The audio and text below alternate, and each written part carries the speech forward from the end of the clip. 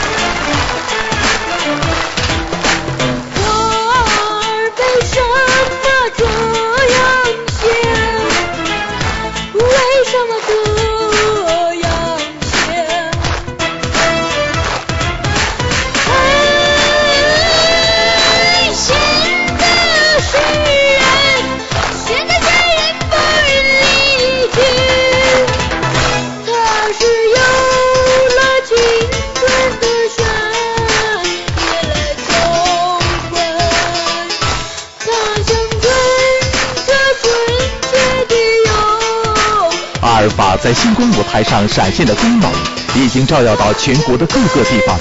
今年，他更是远赴新加坡，为广大华侨献上了精彩的演出。他，星光大道走出了神奇少年阿尔法。